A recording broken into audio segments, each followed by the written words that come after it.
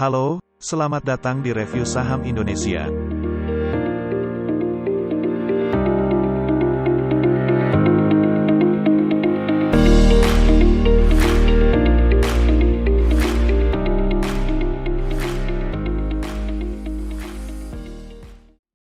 Perkembangan teknologi tidak pernah lepas dari kehidupan manusia.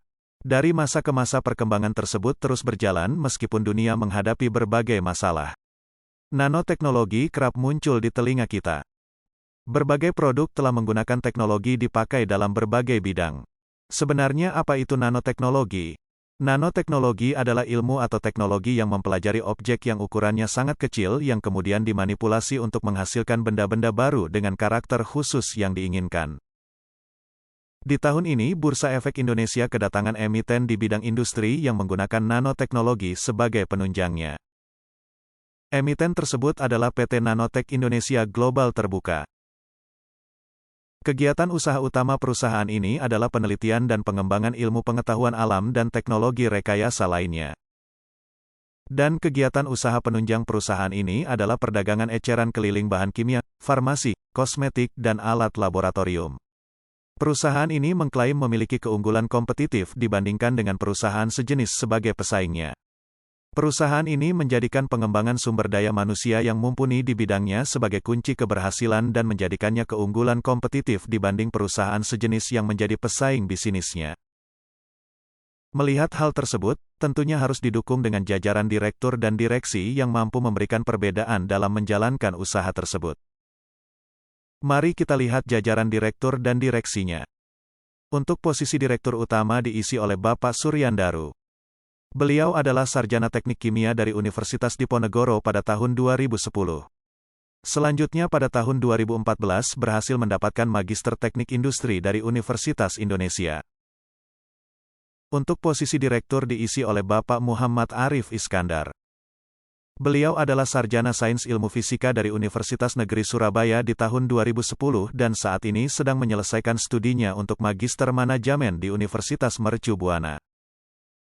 Selanjutnya posisi direktur lainnya diisi oleh Bapak Kurniawan Eko Saputro dan Bapak Elvian Devianto. Sedangkan untuk jajaran komisaris utama diisi oleh Bapak Nurul Taufikur Rohman. Beliau merupakan seorang PNS di Lembaga Ilmu Pengetahuan Indonesia dan saat ini beliau menjabat sebagai Kepala Pusat Penelitian Metalurgi dan Material. Lalu bagaimana kinerja perusahaan tersebut?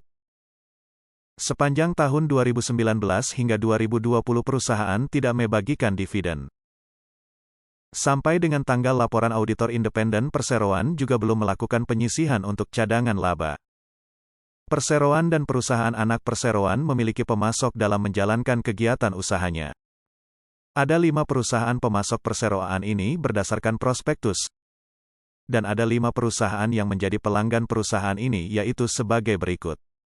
Terdapat beberapa pihak yang memiliki kontribusi lebih dari 10% terhadap pendapatan konsolidasian perseroan. Hal tersebut mengindikasikan bahwa perseroan dan perusahaan anak perseroan memiliki ketergantungan tertentu kepada beberapa pelanggan utama tersebut. Untuk laporan keuangan perusahaan adalah sebagai berikut.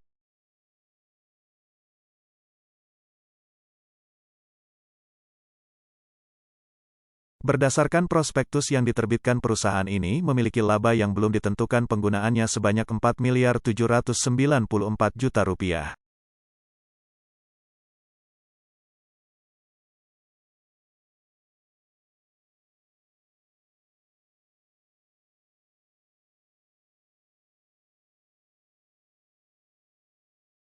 Yang menarik dari IPO perseroan ini adalah selain menawarkan sebanyak-banyaknya 1.285.000.000 saham biasa atas nama atau sebanyak-banyaknya 29,99% dari jumlah modal ditempatkan dan disetor penuh dengan harga penawaran antara Rp95 hingga Rp105 juga memberikan bonus waran 10/8 yang artinya setiap 10 pemegang saham baru berhak atas 8 waran bonus dengan harga tebus pelaksanaan Rp125.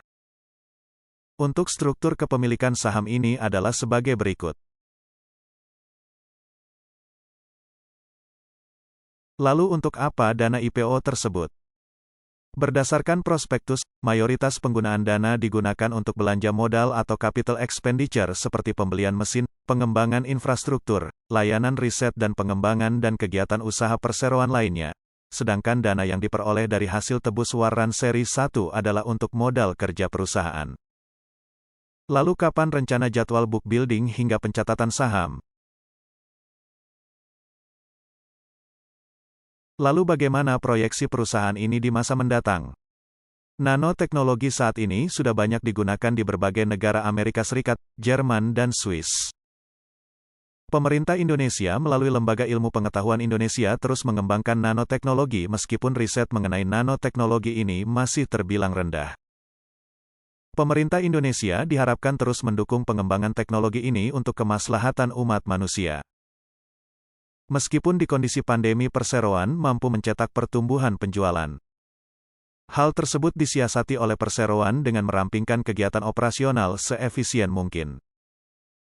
Dengan berakhirnya masa pandemi nanti diharapkan perusahaan ini mampu berkembang dan bersaing di kancah nasional maupun multinasional. Dan yang menjadi penjamin pelaksana emisi adalah PT UOB Kai Hian Sekuritas.